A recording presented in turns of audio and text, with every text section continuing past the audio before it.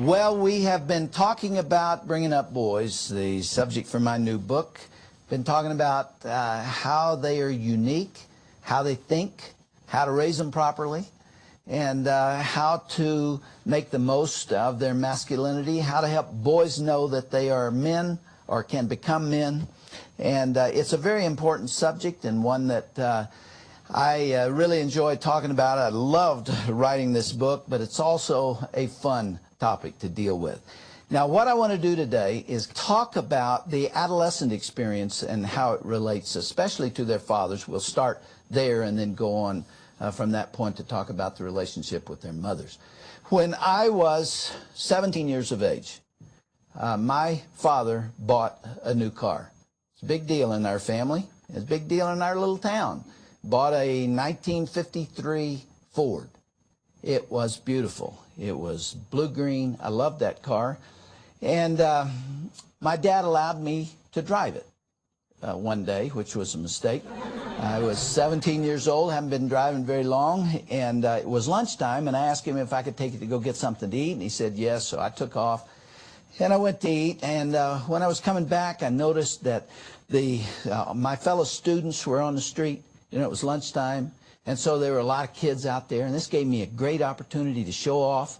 And I just thought it would be also a great opportunity for me to test a theory about physics that I had always wanted to investigate.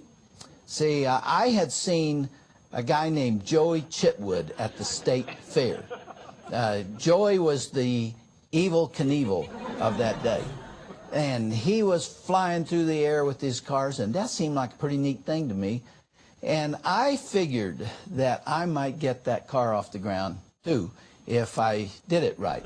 And in our little town, there were two big bumps at the corners to accommodate the flash floods that came through town. And I thought if I hit those fast enough, I would fly over them.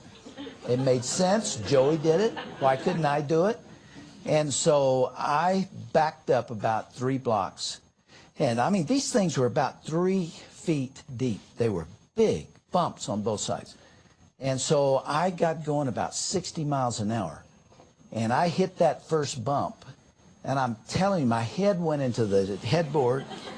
And the whole car convulsed. It was, I mean, the front and the back hit the bottom. And then I careened into the second bump. And kaboom, it hit again. I mean, it shocked me.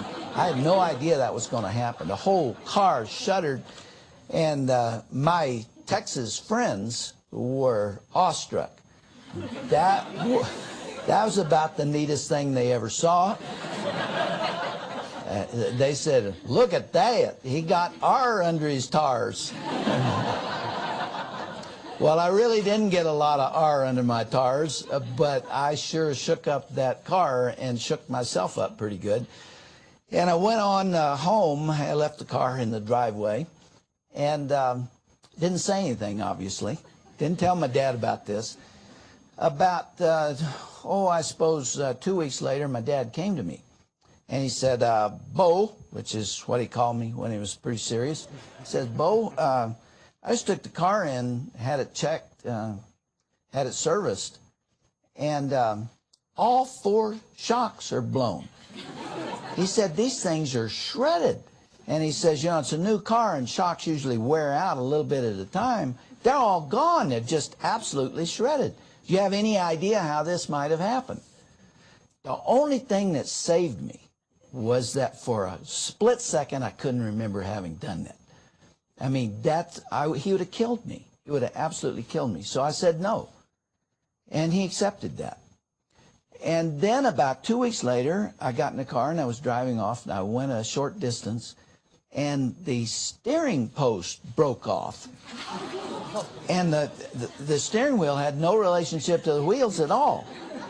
And I went into a curb and bounced over the curb. If I'd have been gone faster, I could have killed somebody, namely me. And that was strange. A new car, why would that happen? And it was several months before I let myself remember that I not only blew those 4 shocks, but I probably cracked the steering post on that new Ford. And who knows how else I messed up my dad's car on that occasion.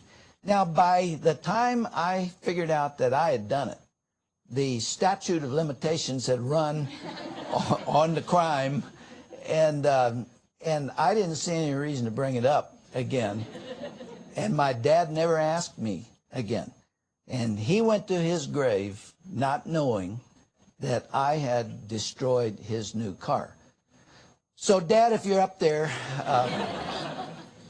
I'm really sorry, and I won't ever do it again. And you can have my allowance for the next 20 years. But it was the only time I ever got R under my tars. So. Boys have an ability to frustrate the very souls of their dads.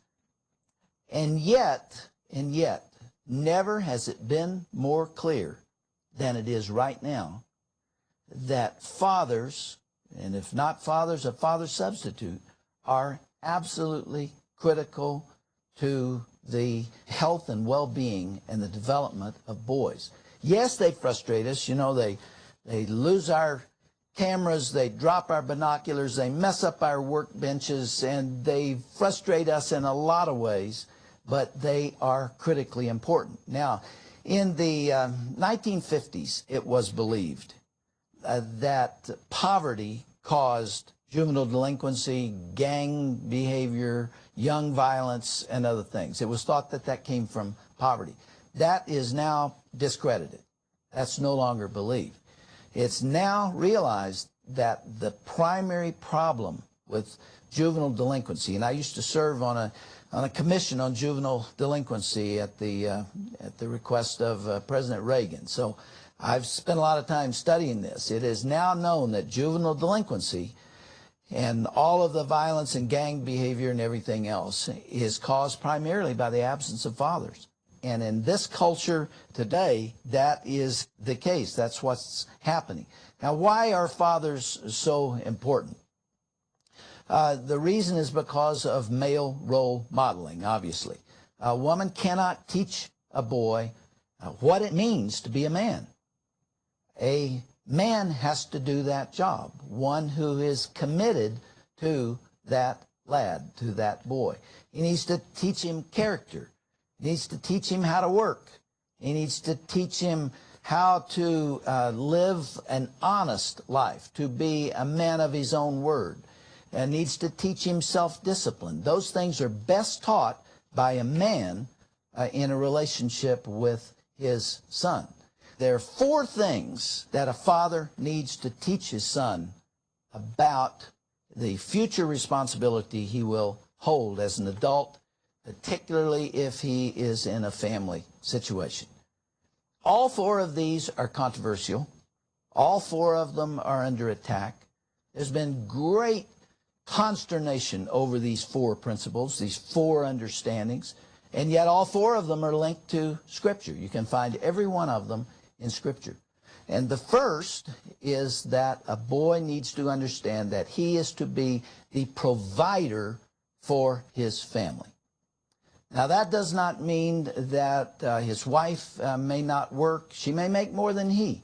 But the primary responsibility for the provision of his family, for the material needs that his family has, rests with the male, the father, the husband in the relationship. And this, again, is controversial. And young people don't know this. Many young people don't. I hope those of you who are in the Institute do. But it is very common today for a guy to drive over and pick up a girl. He may not call before he chooses to come over. He may honk the horn and she comes out. And they go out to eat or go to a show or whatever they're going to do. And he expects her to pay for it. That's not the way it's supposed to work. And you need to teach your sons that that's not the way they're supposed to work. The guy is supposed to care for and provide for the girl and later his wife. The second is the matter of protection. Now here we get into another very archaic notion. But let me tell you the way I was raised. When I was with a girl on a date, and we were walking down the street, I was taught that I was to walk on the street side, near the cars. Why? Because it was symbolic of my responsibility to take care of her. You need to tell your kids that. You need to tell your boys that this is a responsibility that they're going to have. The scripture refers to our caring about our wives, husbands loving their wives to the point of death if necessary. The responsibility is to care for her. This is an important principle. You need to teach this to your kids, and fathers are in the best position to do this. The third is a matter of leadership. Boy, you talk about a controversial issue here, but a man is responsible to lead his family. I'm not talking about being dictatorial. I'm not talking about ruling with an iron fist. I'm talking about servant leadership. This is what a man is supposed to do, and to care for and lead his family. The fourth is to be a spiritual mentor to the family. This is the man's responsibility. I can't tell you how many women have come up to me with a question about family life and said, the most frustrating thing in our family is my husband will not accept spiritual leadership at home. And yet that is a role that he is supposed to accept. You can begin to teach your kids about that ultimate role and how they are to function within a family. And really, as I said before, only a man can teach a boy how to do that.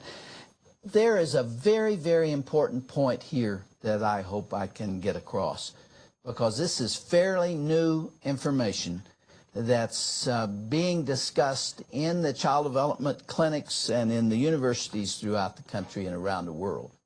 And it is called detachment and differentiation. In other words, a boy detaches from his mother and then begins to accept the role model that he sees in the father. The father really needs to entice the boy away from the feminine characteristics in the mother and begin to teach him to identify with the masculine model.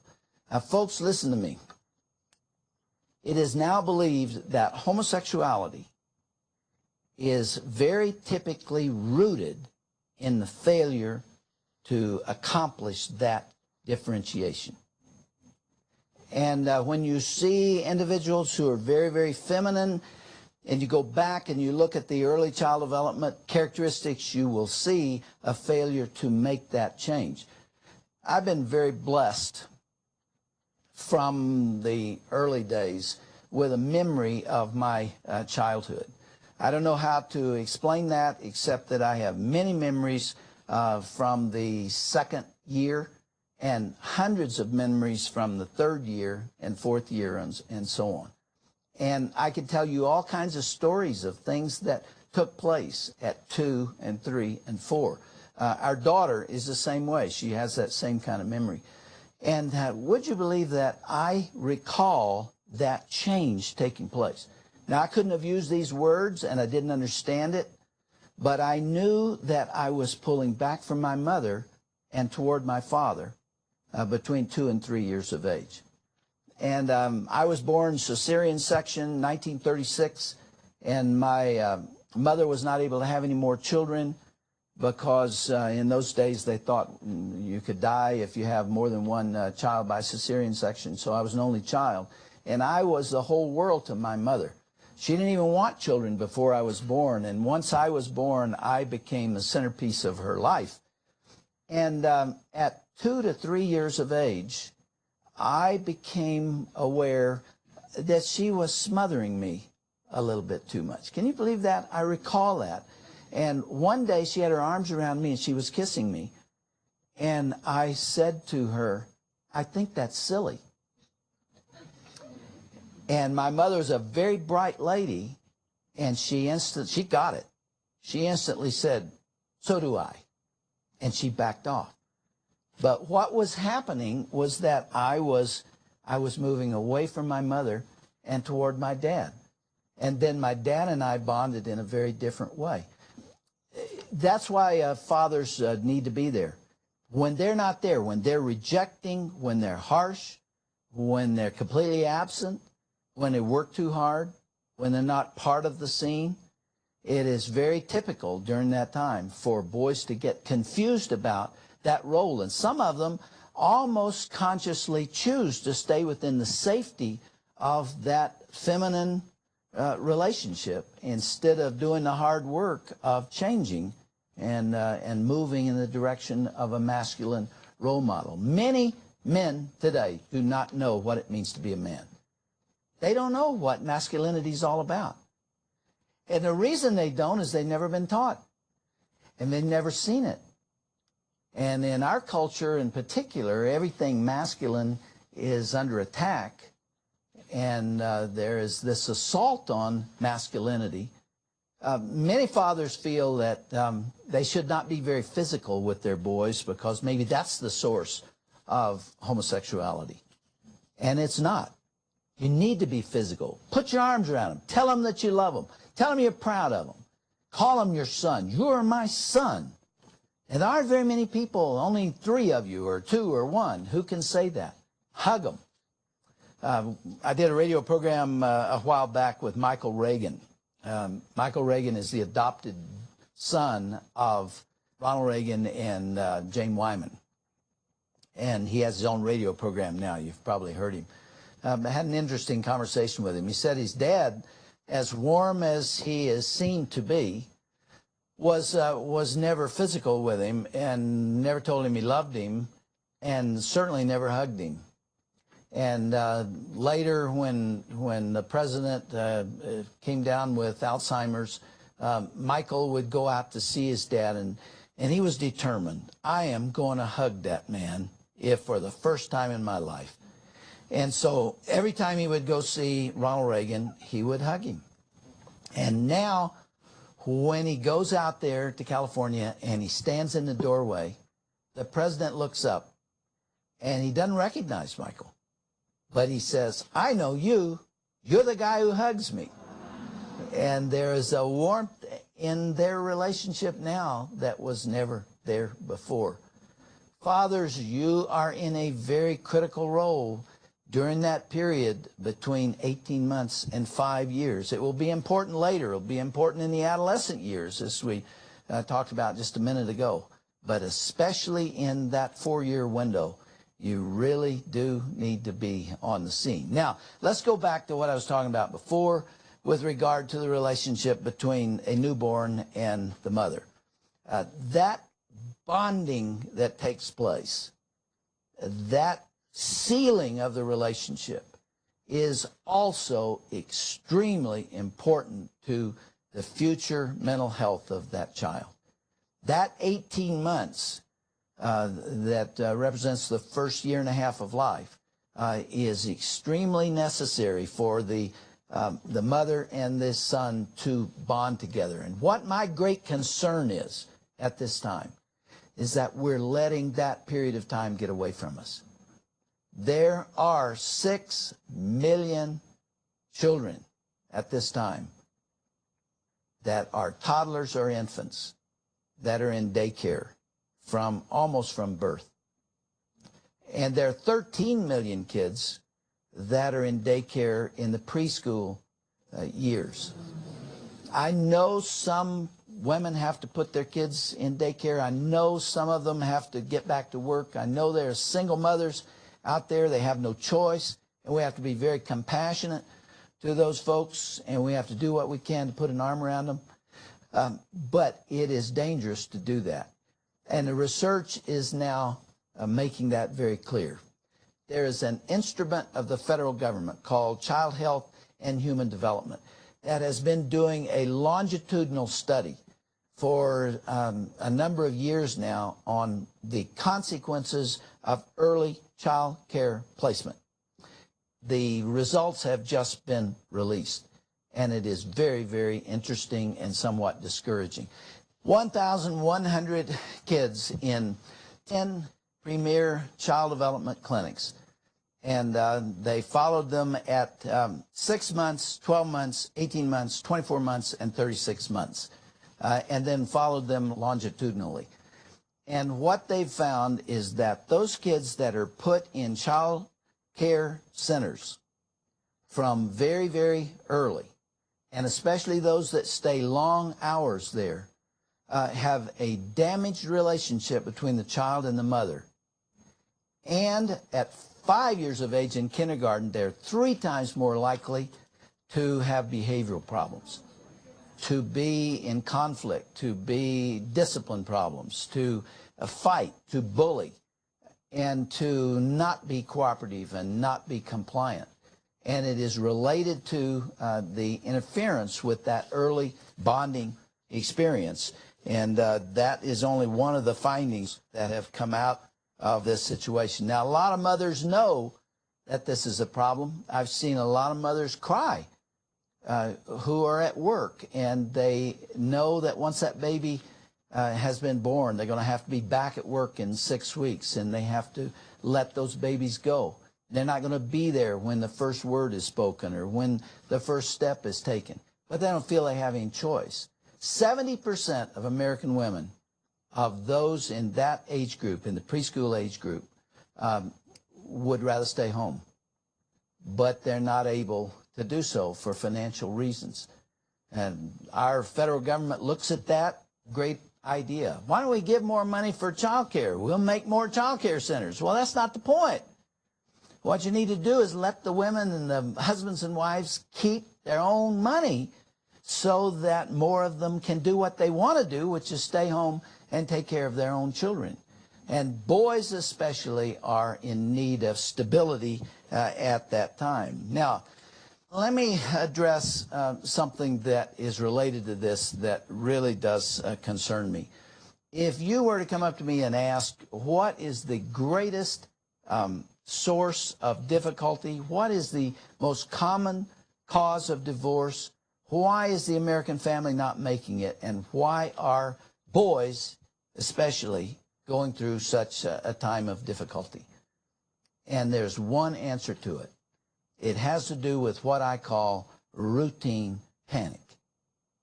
It is that lifestyle, that breathless lifestyle, where we don't have time to talk together. We don't have time to walk together. We don't have time for husbands and wives to be alone together, for their intimate hours and so on. They're too worn out. They're too exhausted. That is the typical American lifestyle. And it has major implications for children, both boys and girls, but especially for boys.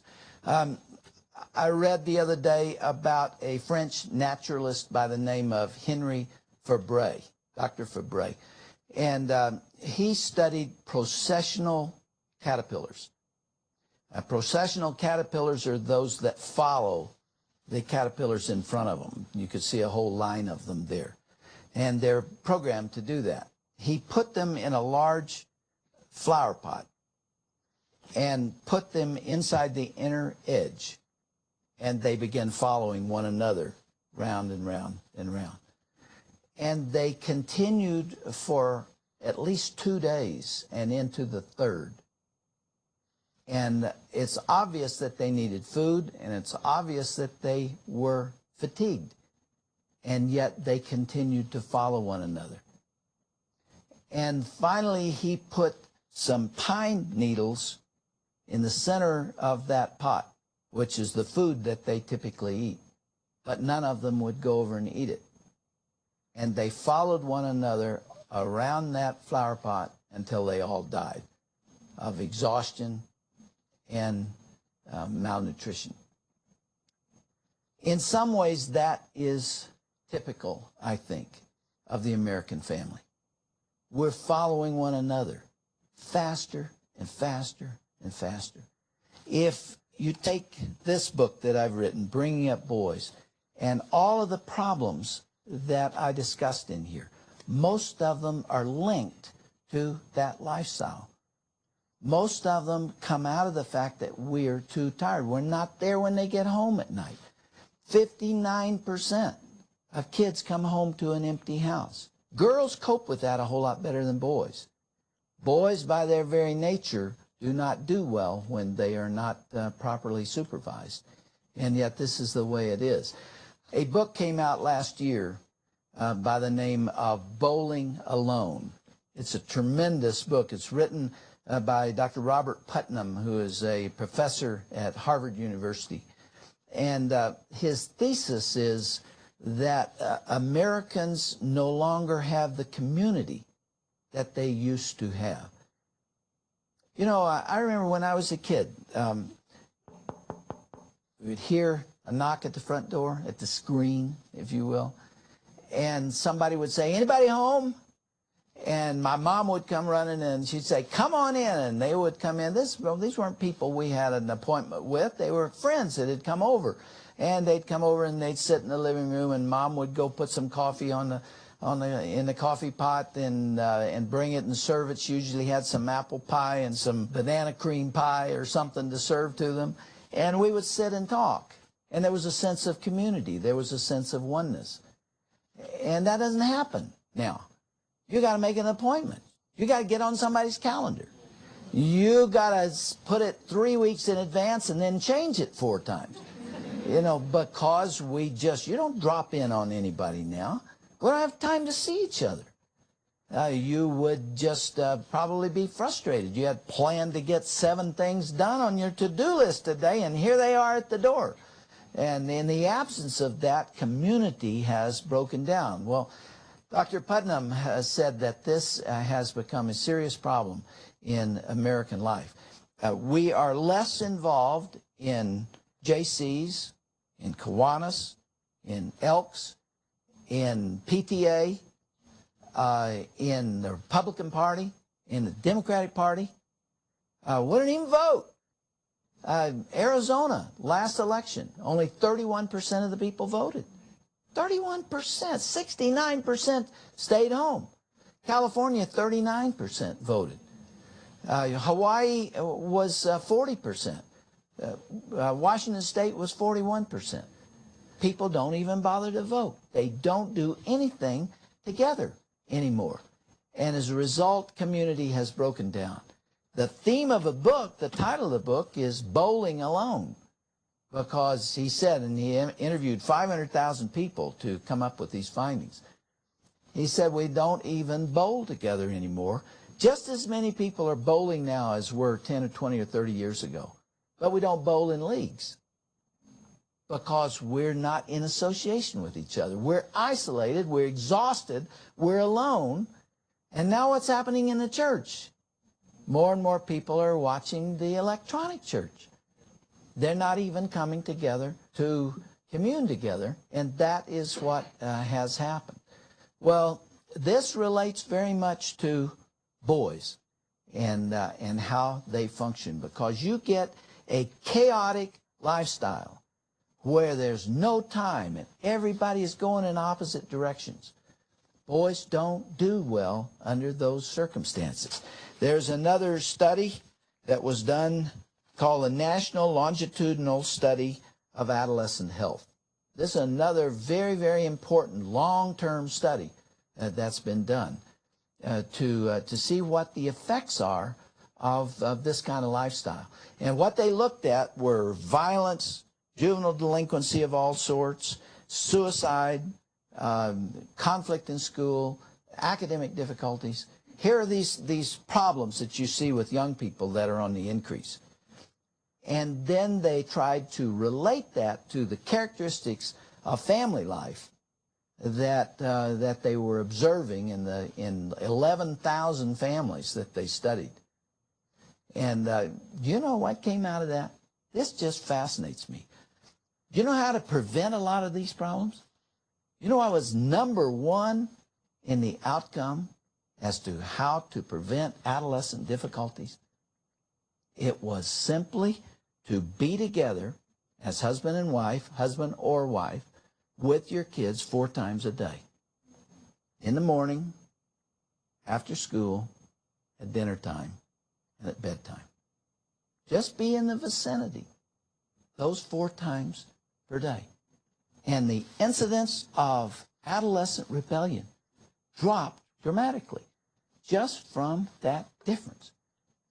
There was another study also done by a man at Harvard University, Dr. Blake Bowden, who came up with similar results. And this one surprised me even more, that of all the things related to adolescent difficulties, those families that ate together 5 times per week, and you actually have 21 meals a week, the families that ate together 5 times a week had a much lower incidence of rebellion and difficulty. Isn't that interesting?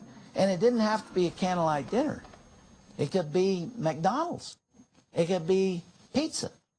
It could be at a local restaurant. It didn't have to be a formal thing at all. Simply being together for a meal 5 times a week made all the difference. But we don't do that.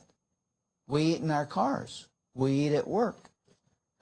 This kid's eating over here, and this one's eating over there, and Dad comes home 2 hours later than that, and we don't eat together. We don't do anything together. We don't even watch television together. The kids have television in their own rooms, or they're into the internet, or they're doing something on their own. There is not that sense of community. When that occurs, for boys especially, be aware. Now I'm going to say something to you that I have not been willing to say in the 30 years that I've been writing for families. I've known it. I've believed it. I've never had the courage to say it. And courage to speak my mind has never been a problem for me. But this is one that I have not been willing to say. But I'm going to say it now. And you're going to disagree with me. And so's the rest of the world, and everybody's going to hate me. But it's okay. It's okay. I believe that the primary problem with the deterioration of the family and the problems that boys are going through is directly related to the two-career family, where you have both members of the family racing and running and huffing and puffing. They're exhausted. All of their energy is going in that direction, and there is nothing left over, and there's nobody home. And that is dynamite. That sets up all kind of problems for kids. Am I telling women especially that they should not be in a career? No. I mean, everybody's got to make that decision. I wouldn't even presume to try to say what other people ought to do. And it would be silly for me as a man to make a statement like that about other families. I don't know their circumstances. I don't know their finances. I don't know their opportunities. I don't know their temperaments. So I can't say that. I can only tell you where you have that, where you've got two very active, usually successful careers going that are somewhat uncompromising with each other and with the family, the children suffer for it. And people say, how are we going to do that? How in the world are we going to be with our kids morning, after school, dinner, and bedtime? How are we going to make it on one salary? How are we going to do what you're asking us to do? I don't know. I don't have the answer for that. I just know that if you want to know how to harmonize the family and how to raise more healthy boys and girls, then you've got to deal with these issues one way or another, because it isn't working the way it is. It isn't working. The families are absolutely falling apart. Everywhere you look, they are falling apart. I mentioned in one of the other videos that the census report that was released in May of 2001 showed that families are just absolutely disintegrating. The households headed by single mothers has increased 25% in the last 10 years. Households headed by single fathers has increased 62% in the last 10 years. And the nuclear family consists of only 25% of all families today. It's the first time in history that the nuclear family has fallen below 25%. The families are falling apart. Why? Because we don't have anything left for each other. And as a result, the problems that I've talked about in this book having to do with suicide and academic problems and all those other things are related to that. And my only point is that if that matters to us, we will figure out a way to deal with it. Thank you, everybody. I appreciate you being here.